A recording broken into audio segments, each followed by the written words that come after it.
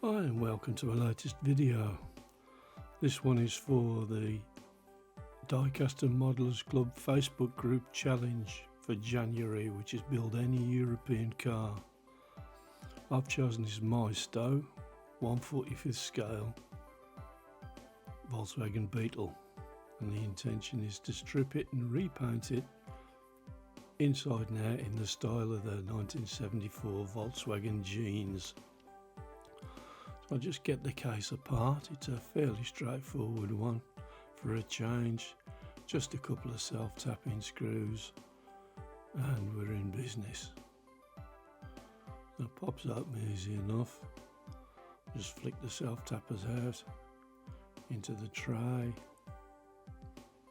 and there's the interior.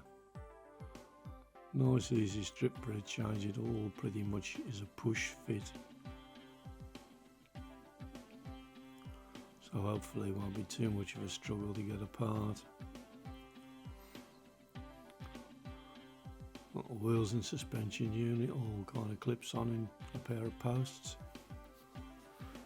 Back wheels are a little bit more difficult as they've been kind of peened over or plastic welded over, and just chopping the tops off them in a very unsafe manner with a craft knife.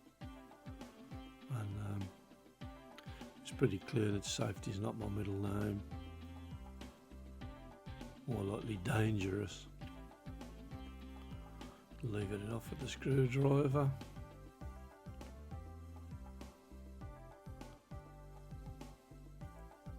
Give me a bit of stick, trying to be careful not to break the ends off the plastic rivets. There we go, when we're done, there's the other one gone. That's the chassis section done. Strip the body down now. Again, nice and simple. Bit of spring steel holding the doors in place, as is common on nearly all of these models. Wrangle the door out round the post. Bit of a fiddle. And the other side. Pop the engine out, no dramas. Push it out with your thumb. Wish you could do that with a real thing quite as easy. This dashboard next. Again, it just slots into place. They're quite cleverly made little things, these really. Front and back. Unfortunately, there's a tiny crack in the front windscreen, but it can't be helped. I bought the model fairly cheaply, so I can't complain. Bonnet gone. I'm just going to push those little plastic headlamps out now with a screwdriver bit. Pay close attention to them, because it'll be the last time you see them. When I was washing all of the parts, I managed to flush them down the drain. And never mind, I come up with a good compromise in the end anyway. Down to some of its parts. Caustic soda I didn't think was going to work for this. Not always that effective on the newer models where the paint's on quite well. So we're in with the chemical stripper. Don't actually recall the make of this particular brand, but they're all much of a muchness. Doesn't take very many minutes before it all starts vanishing. Quite straightforward. I've got a pair of nitrile gloves on, trying to be a bit sensible about this, but I'm not that sensible, because the nitrile disintegrates the same way as the paint does, and I end up with a pair of fingerless mitts, but at least I tried. There we go, sort of stripped off every little bit that matters. Nice and clean. Give it a bit of a scrub in the sink, neutralise all the chemicals. And here is the sum of all of the parts here. Quite a few more bits in here than there is in your average vintage dinky that I normally put on the channel. Quick dose of primer.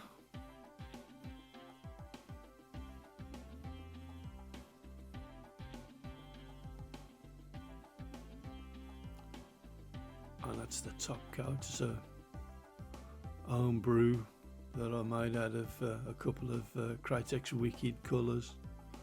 I think it comes out pretty close.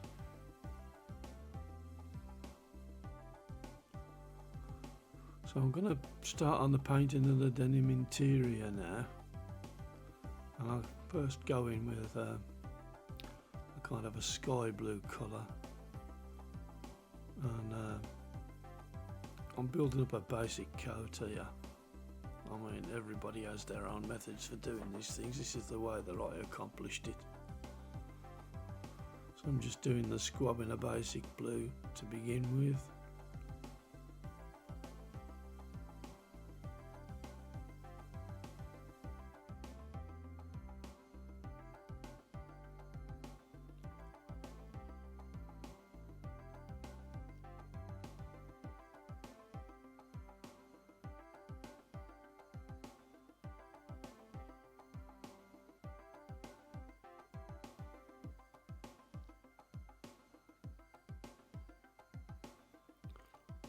That's the one done.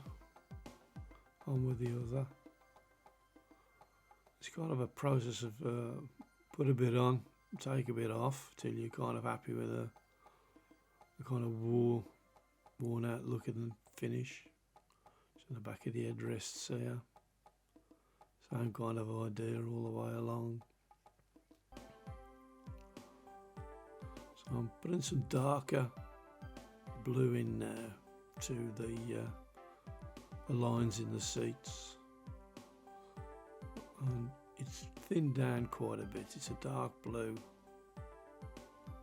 Wicked paint. It's thinned down quite a bit with water, and I'll apply it thick and then knock it back with a dry brush. I know there are people do the job altogether differently, but this technique works for me, and hopefully you give it a try. It might work for you too.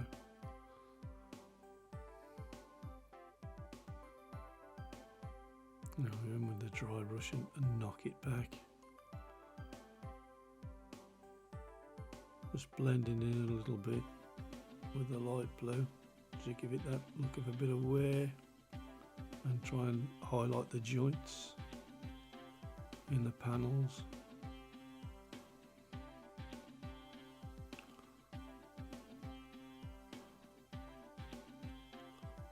It's quite kind of time consuming and not the sort of thing you normally see me doing on these cars, but I have had the odd request to do something with an interior, so this is me kind of complying with the request.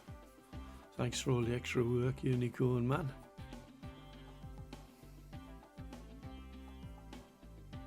And I hope you're happy with what I've done.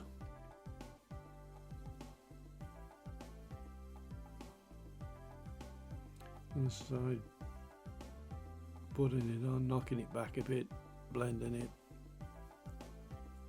That's entirely the process throughout. Just keep on ticking on until you're sort of satisfied with the look of it, because at the end of the day you're trying to please yourself with these things, and if somebody else happens to like it, well, that's a bonus.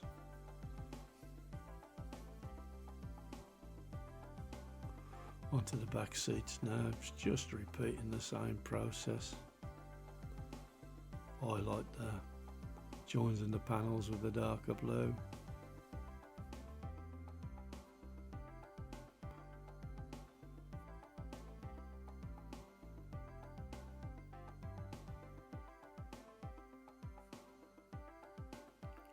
Just a steady hand and a good eye,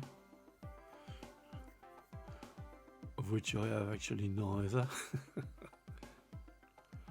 It's progressing a little bit. I'm just painting in the seat belts.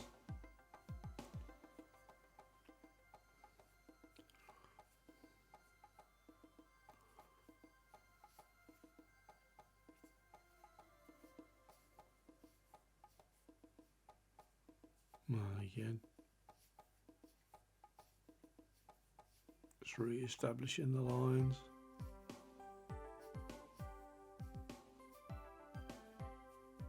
I think that the dark is perhaps a little bit too dark.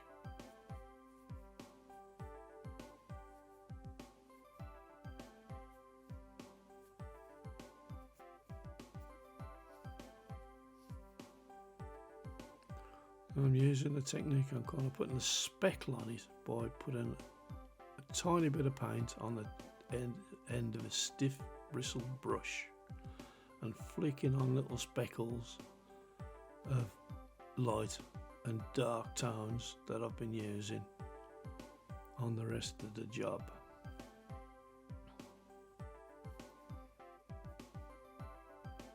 And it gives a kind of a mottled appearance.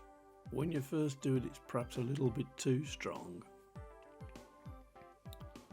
but it does give it a kind of a nice texture. And when I finish applying the different colours, I do just go back,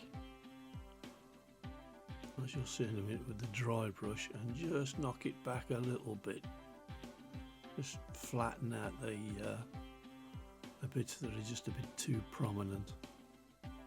It gives it, I think it gives it a nice overall look, kind of trying to mock the denim look of the original interior. As I say again, it's a nice technique. You should try it for yourself. See how you get on. A bit more now, in with a darker colour.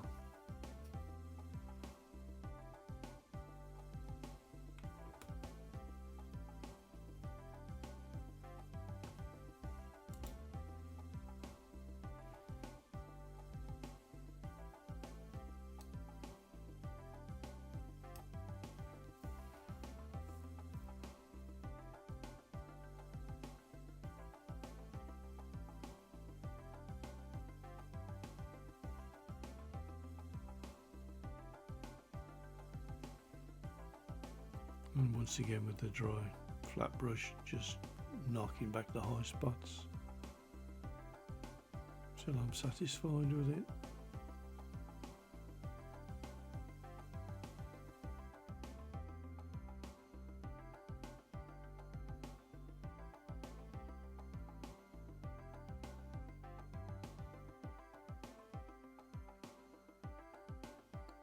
Re-establishing some of the darker lines where it's got lost under the lighter colours.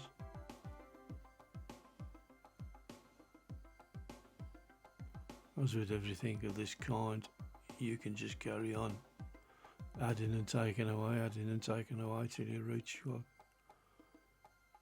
whatever you're happy with.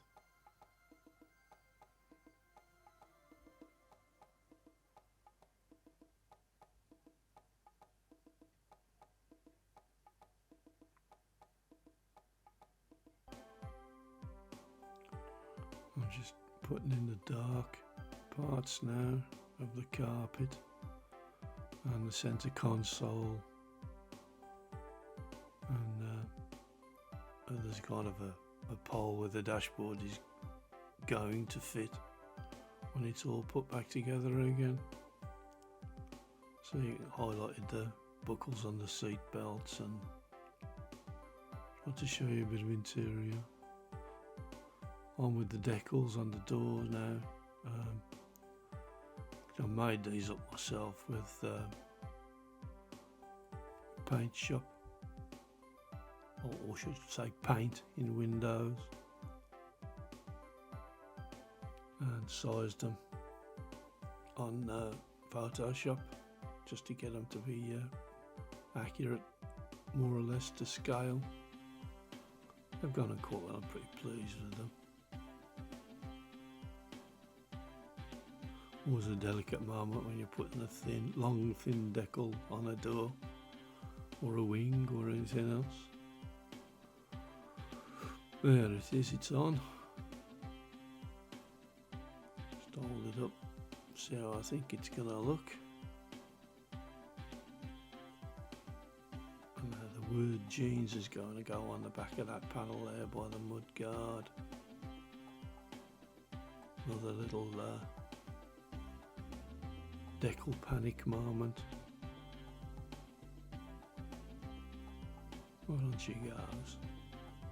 Well, it's assembly time now, and because there are an awful lot of parts in this, and it is rather a long-winded assembly, and we've spent a little bit of time with one or two things we don't normally show.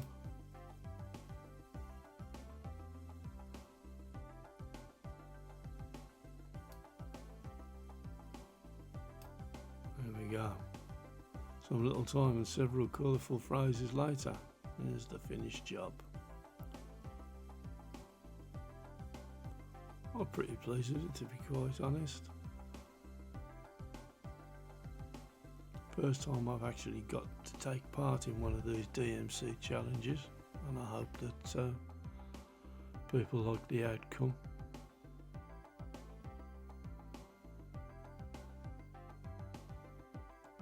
It's a shame about the little crack in the screen, but it can't be helped, and I think I'd struggle to find another one somewhere. So I'll learn to live with it. Maybe I'll put a for sale sign on it.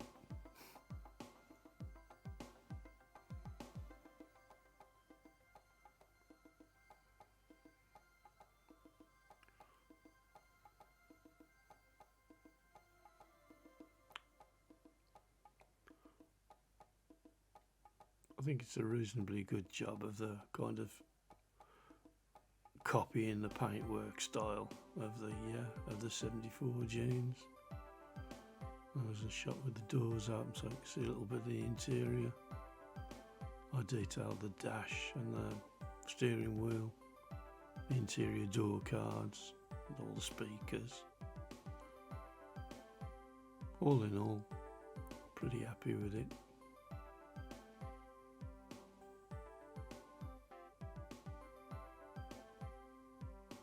A little bit of a close-up there so you can see inside. If you enjoy what I'm doing, I'd be very grateful if you could click a like and possibly even subscribe to the channel. It'll help me out a lot. A big thank you to all my present subscribers and anyone that's returned to the channel to watch. I hope you've enjoyed this one. As I say, this one was part of the DMC Diecast Modelers group challenge on Facebook. A great group of guys, lots of help and tips, plenty of things to see if you take a look at their Facebook page. There's also links to a lot of the guys who've got YouTube channels. And there'll be plenty more things you'll probably enjoy watching too. Well, thanks very much for watching, and I'll see you again soon. Thank you.